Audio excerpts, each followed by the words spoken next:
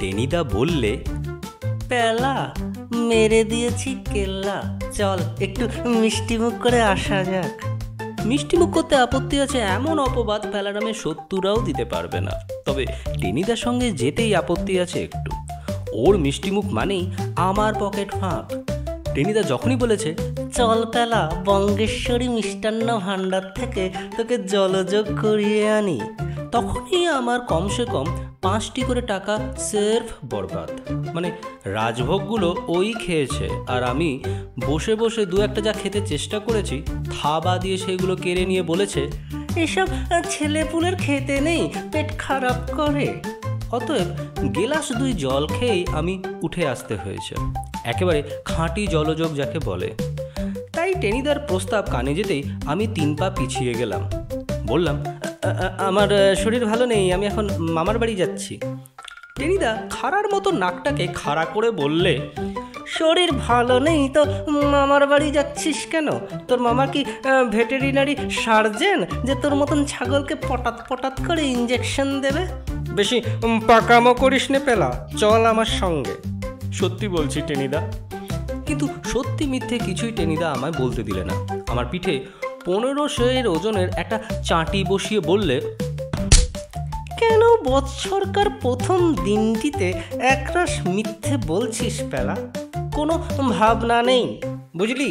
তোর 1 পয়সাও খরচ নেই, সব পরশমেপদী। পরশমেপদী? কে খাওয়াবে? আমাদের মতন অপগণ্ডকে খাওয়াবার জন্য কার মাথা ব্যথা পড়েছে? টেনিদা বললে, তোর মগজে আগে গোবর ছিল, এখন একেবারে নিটল ঘুটে। ওরে গর্ধব, আজ যে হাল খাতা, দোকানে গেলেই খাওয়াবে। কিন্তু আমাদের খাওয়াবে কেন? নেমন্তন্ন করেনি তো। সেই ব্যবস্থাই তো করেছি।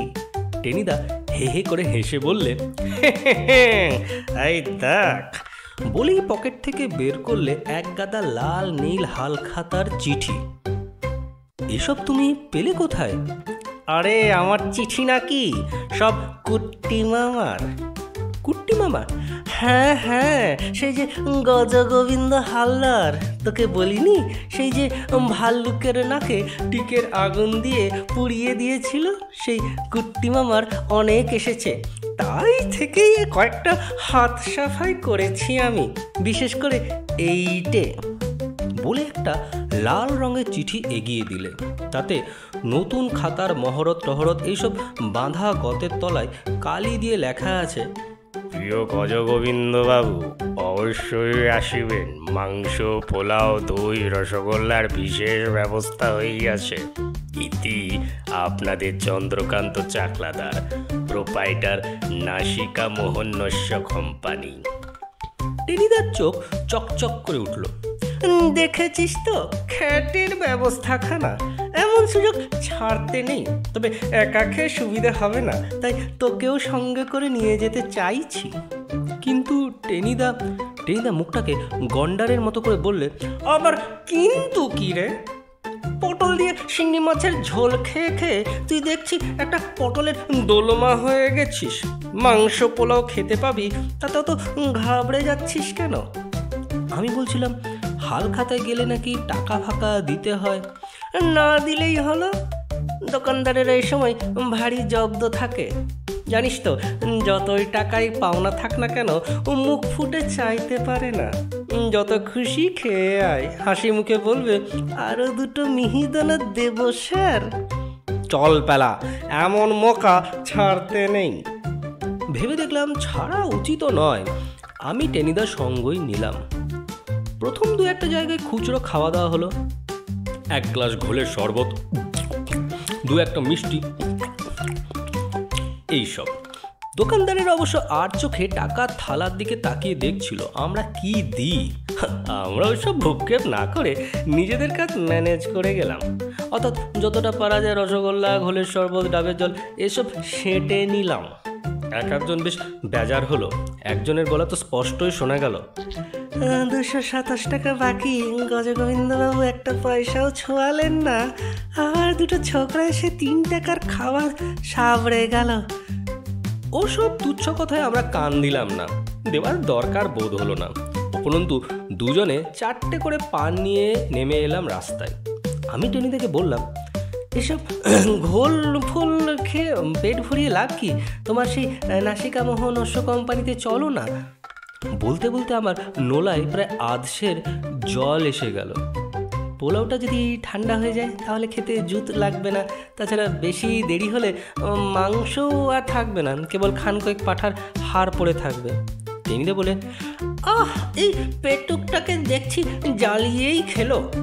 এসব টুকটাক খেয়ে খিদেটা একটু জমিয়ে নিচ্ছি, তা এটার কিছুতে আর তর সইছে না। আমি বলছিলাম যদি ফুরিয়ে টুরিয়ে যায়। সে একটা কথা বটে। টেনিদা নাক চুলকে বললে, আচ্ছা চল যাওয়া যাক। ঠিকানা বাগবাজারের, তাও কি এক গলির মধ্যে। অনেক খুঁজে খুঁজে বের করতে হলো। এই নাকি নাসিকা মোহন নস্য কোম্পানি। দেখে কেমন যেন খটকা লেগে গেল। একটা পুরনো একতলা বাড়ি, ভেতরে মিটমিট করে আলো জ্বলছে, বাইরে একটা সাইনবোর্ড, তাতে প্রকাণ্ড নাকওয়ালা লোক এক জ্বালা নস্যি টানছে এমন একটা ছবি। সাইনবোর্ডটা কেমন যেন কাত হয়ে ঝুলছে। এরাই খাওয়াবে মাংস পোলাও? বললাম, টেনিদা পোলাও টোলায় গন্ধ তো পাচ্ছি না। টেনিদা বলে, আছে, সব আছে, চল ভেতরে যাই।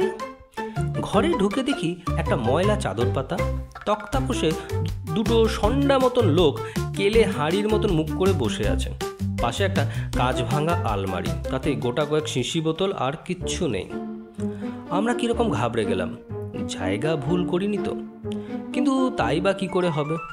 বাইরে স্পষ্ট সাইনবোর্ড ঝুলছে।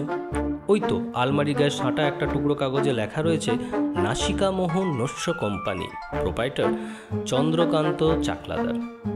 আমাদের দেখি একটা লোক বাঘাটে গলায় বললে, কি চাই? সঙ্গে সঙ্গে আমি প্রায় দরজার বাইরে। টেনিদা ঢোক গিলে বললে, আমরা হালখাতার নিমন্ত্রণ পেয়ে আসছি। হালখাতার নিমন্ত্রণ? লোকটা তেমনি বাঘা গলায় কি বলতে যাচ্ছিল। 2 নম্বর তাকে থামিয়ে দিলে। বললে, কে পাঠিয়েছে তোমাদের? ব্যাপারটা কিরকম গোলমেলে মনে হলো।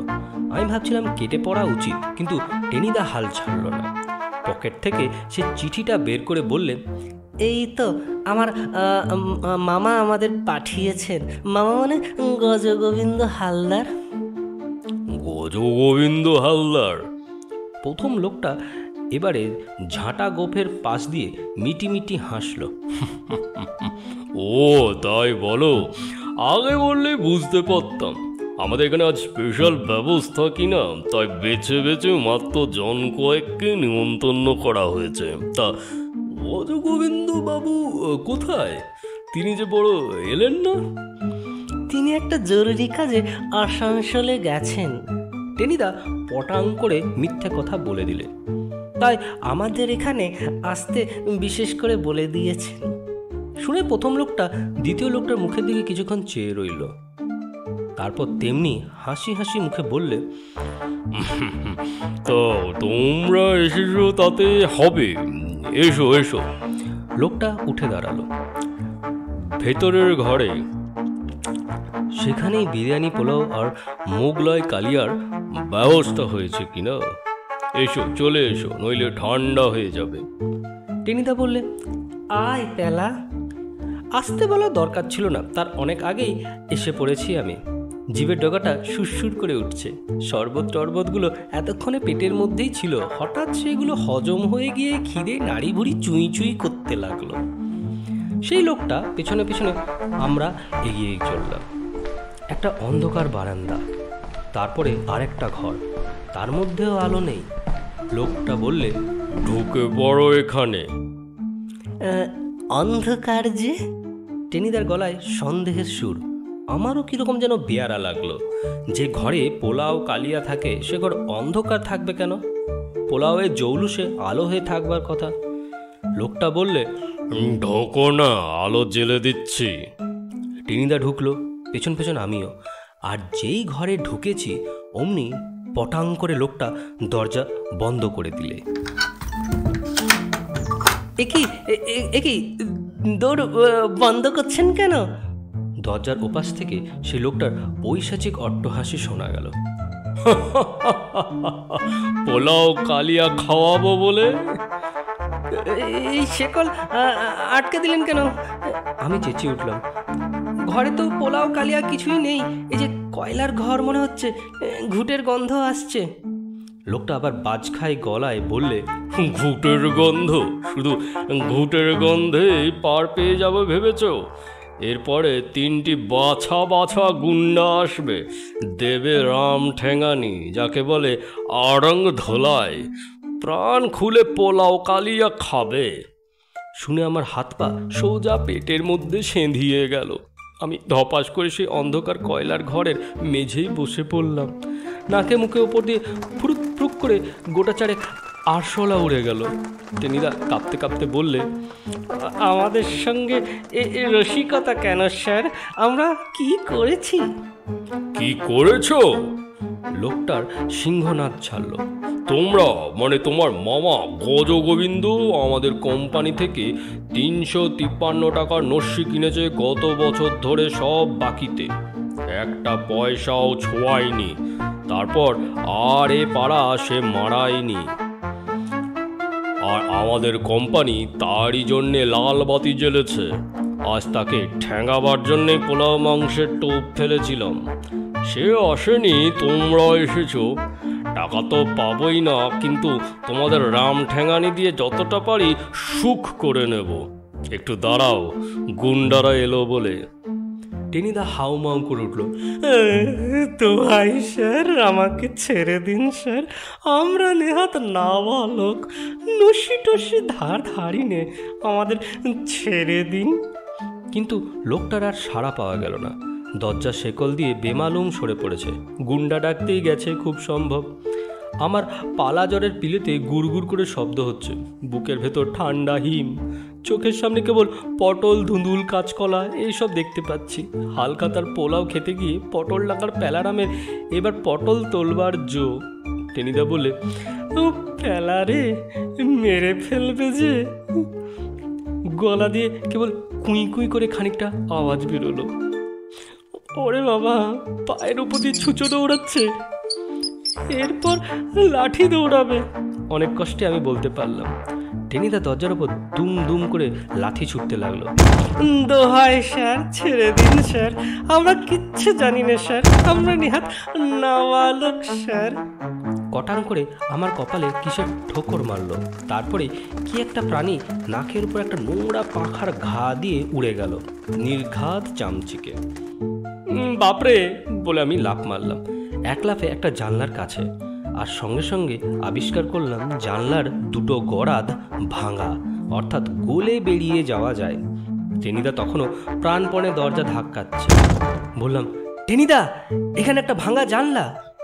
কই, কোথায়? এই তো বলি আমি জানলা দিয়ে 2 নম্বর লাফ, আর সঙ্গে সঙ্গেই একেবারে ডাস্টবিনের রাজ্যের দুর্গন্ধ আবর্জনার ভেতর। টেনিদাও আমার ঘাড়ের উপরে এসে পড়লে পর মুহূর্তে, আর তখনই উল্টে গেল ডাস্টবিন। আমাদের গায়ে মাথায় পৃথিবীর সব রকম পচা নোংরা জিনিস একেবারে মাখামাখি। হালখাতার খাওয়া দাওয়াই বটে। অন্নপ্রাশন থেকে শুরু করে যা খেয়েছিলাম সব ঠেলে বেরিয়ে আসছে গলা দিয়ে। কিন্তু বমি করারও সময় নেই, পিছনে একটা কুকুর তাড়া করেছে। কারা যেন বললে, চোর চোর। সর্বাঙ্গে সেই পচা আবর্জনার মেখে প্রাণপণে ছুটতে আরম্ভ করেছি আমরা, সোজা বড় রাস্তার দিকে। সেখান থেকে একেবারে গিয়ে গঙ্গায় নামতে হবে। পুরো 2 ঘন্টা চান না করলে গায়ের গন্ধ যাওয়ার সম্ভাবনাই নেই। এখানেই সমাপ্ত টেনিদা সমগ্র থেকে আজকের গল্প হালখাতার খাওয়া দাওয়া। গল্পটি ভালো লেগে থাকলে একটি লাইক এবং চ্যানেলটিকে সাবস্ক্রাইব করে দেবেন। নমস্কার। পটল রান্নার টেনিদা, বিখ্যাত টেনিদা, ও আমাদের টেনিদা, সবার প্রিয় টেনিদা।